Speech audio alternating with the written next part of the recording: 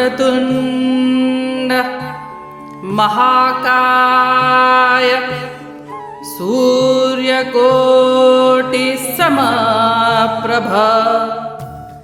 निर्विघ्नं कुरु मे देव सर्वकार्येषु सर्वदा।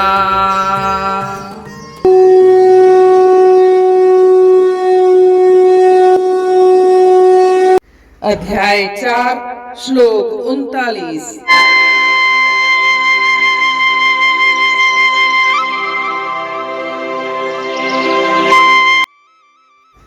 श्रद्धावान लभते ज्ञानम तत्परः संयतेन्द्रियः ज्ञानम लब्ध्वा पराम शांतिम अचिरेणाधि गच्छति।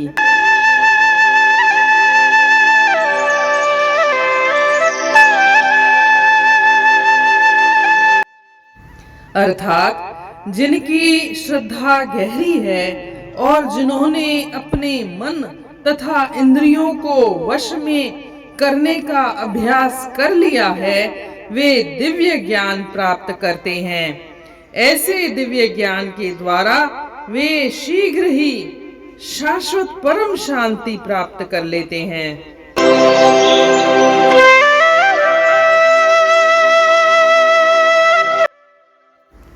इस श्लोक में श्री कृष्ण भगवान ज्ञान प्राप्ति के लिए साधक में जो 3 कंडीशंस होनी चाहिए, जो 3 क्वालिटीज होनी चाहिए, उसका वर्णन कर रहे हैं।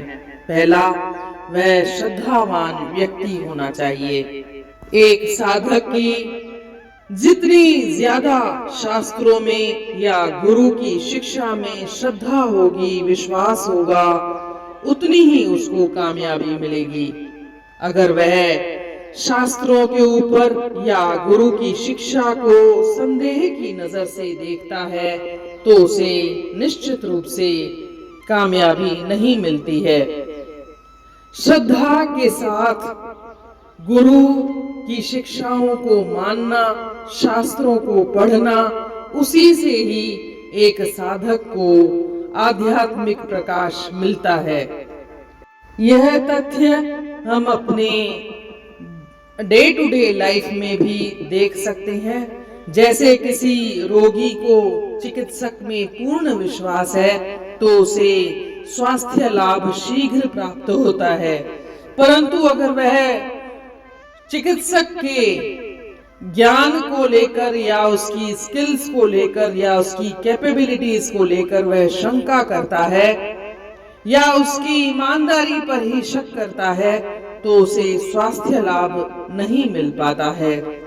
यहाँ श्रद्धा का मतलब विश्वास, और विश्वास का मतलब यह नहीं है कि साधक उससे बातचीत ही न करे, तर्क वितर्क करके अपनी समस्याओं का समाधान ही न करे, उसे सेटिस्फेक्शन हुए बगैर वो जैसा बोलते जाए वैसा करे। वह तर्क वितर्क करके अपने समाधान प्राप्त कर सकता है, सेटिस्फाइड हो सकता है, और उसी के बाद उसमें श्रद्धा करे, अंधश्रद्धा नहीं। दूसरी जो शर्त बताई है, दूसरा जो गुण बताया है कि साधक को ज्ञान को ही परम लक्ष्य मानना चाहिए। आध्यात्मिक विकास के प्रति ही उसे निष्ठा रखनी चाहिए और यह एकमात्र निष्ठा होनी चाहिए।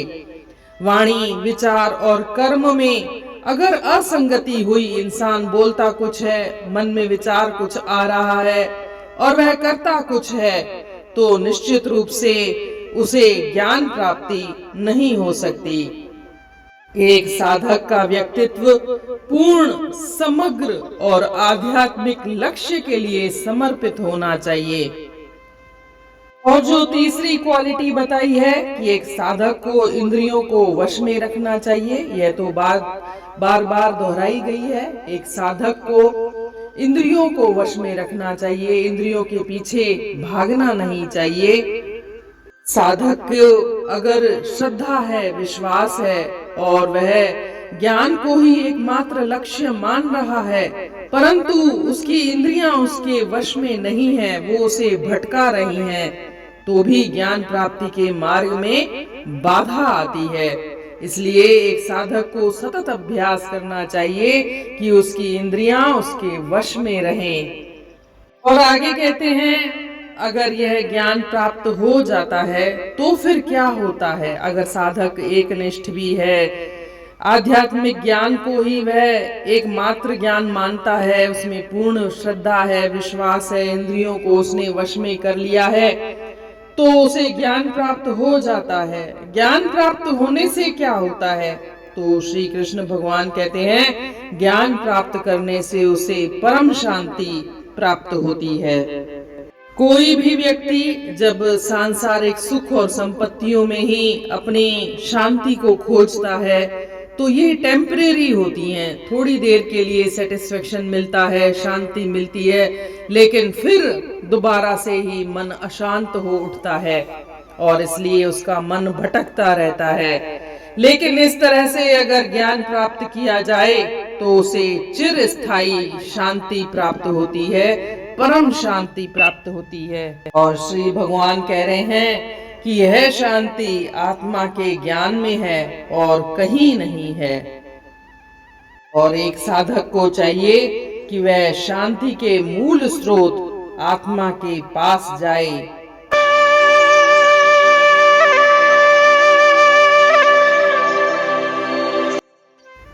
Those whose faith is deep and who have practiced controlling their mind and senses attain divine knowledge. Through such transcendental knowledge, they quickly attain everlasting supreme peace.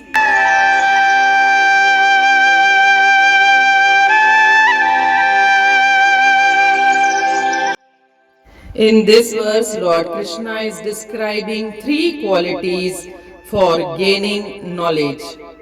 First one is the man of faith. Faith is the seed of success even in worldly matters. The degree of faith in the Shastras or holy books and the teaching of the Guru determine the degree of success. The greater the faith, the sooner the success. The seeker should do the prescribed sadhana with deep faith, and it would surely lead him to spiritual illumination. Doubt will not bear any fruit whatsoever. Doubt is the very negation of faith, and want of faith results in utter failure. That is why the Lord insists on faith as an indispensable condition for the aspirant. For example, the sick man should have faith in the physician and the medicine prescribed by him, otherwise the efficacy of the medicine is neutralized by the negative attitude of the patient. Here, it should be understood that faith is not a denial of one's reason and judgment. What is implied? That a seeker should carry out the instructions of the Shastras or holy books and the Guru in the full hope that they would yield the best results. The second condition he describes having knowledge as the supreme goal. The aspirant should have single-minded devotion to the spiritual ideal. There should not be any discordant note in the general harmony of word, thought and deed. One may talk of spirituality and yet his thoughts may be plunged in gross worldliness and his deeds may be utterly sensual. Such a split personality cannot make any progress in any direction. Third condition he tells, an aspirant should be of controlled senses. Faith and single-minded devotion to the divine aim should be accompanied with systematic practice of sense restraint. Faith and aspiration may do much, but for perfection in jnana, the senses should be brought under control. So long as the mind runs after material objects through the channels of the senses, wisdom cannot be found. The attempt is to turn the mind inwards. The sense organs, by their very nature, function by attaching themselves to some physical object or other.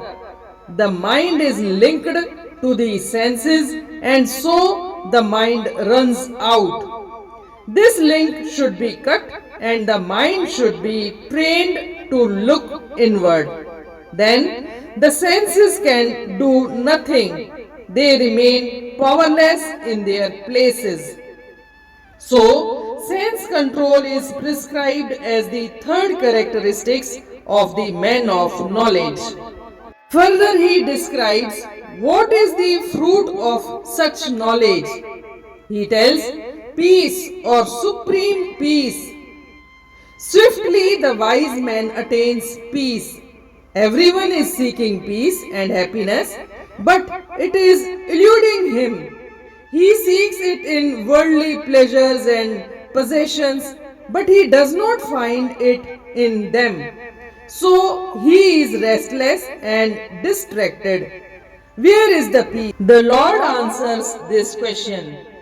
Peace is in the knowledge of Atma and nowhere else. Every little satisfaction which one desires from small pleasures and successes here and there in the world are only shadows of the real peace of the self. So, let all people go to the very source of peace, that is Atma. Having thus described the excellence of jnana, the Lord concludes that it leads to supreme peace.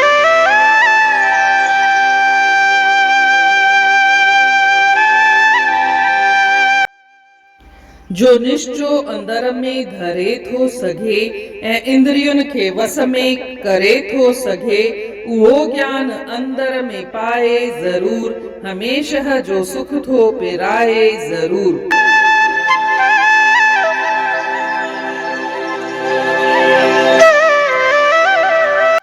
हिन श्लोक में श्री कृष्ण भगवान एक शागिर्द जे टे वसफन जे बारे में ॿुधाए थो। टे कंडीशन्स आहिनि त ज्ञान प्राप्त करण लाइ। हिक शागिर्द में पहिरियों ई जेका वसफ हुजण घुर्जे, पहिरीं क्वालिटी हुजण घुर्जे, उहा आहे गहरी श्रद्धा। हुनजो तमामु विश्वास हुजण घुर्जे पंहिंजे गुरूअ जी सिख्याउनि में या जेके बि पुस्तक आहिनि उन्हनि में।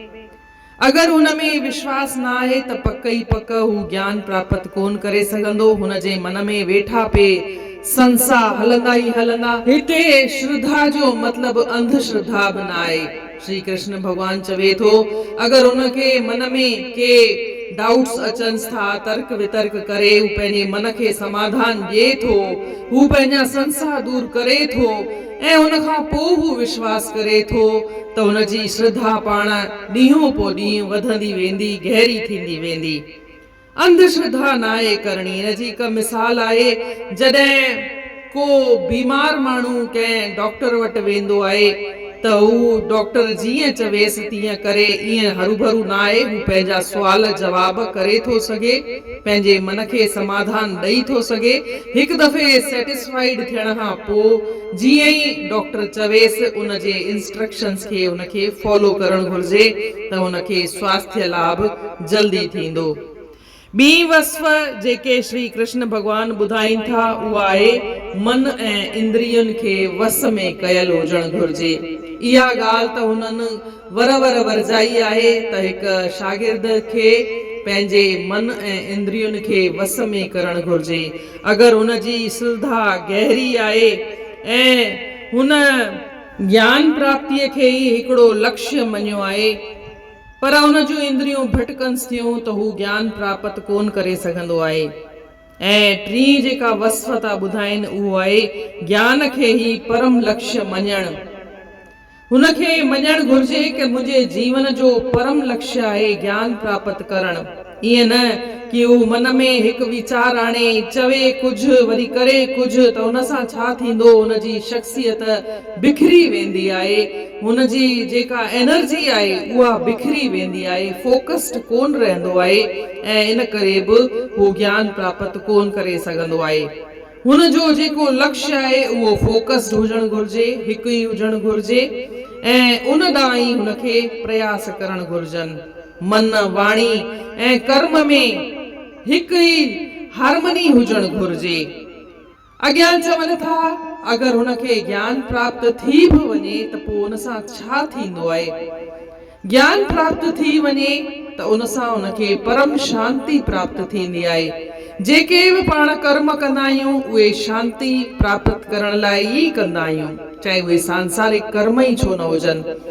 सांसारिक कर्म कंदा आहियूं उन सां शांती मिलंदी आहे, पर उहा थोरी देरि लाइ मिलंदी आहे, वरी पंहिंजो मन भिटकणु चालू थी वेंदो आहे ऐं इन करे पाण सॼी उमिरि पिया भिटकंदा आहियूं। ऐं इन करे श्री कृष्ण भॻवानु चए थो त अहिड़ो तत्व ज्ञान प्राप्त करण खां पोइ तव्हांखे भिटकण जी घुर्बल न आहे। तव्हांखे इहा जेका शांती मिलंदी उहा परम शांति मिलंदी, चिर स्थाई शांति मिलंदी, दाइमी शांति मिलंदी। पोइ तव्हां केॾां बि हेॾां होॾां केरु तव्हांखे भिटकाए त बि कोन भिटकंदा। इन रीति अध्याय 4 जे श्लोक 39 जो अर्थ पूर्ण थियो। सुभाणे ॾिसंदासीं श्लोक 40। तेसी ताईं जय श्री कृष्ण।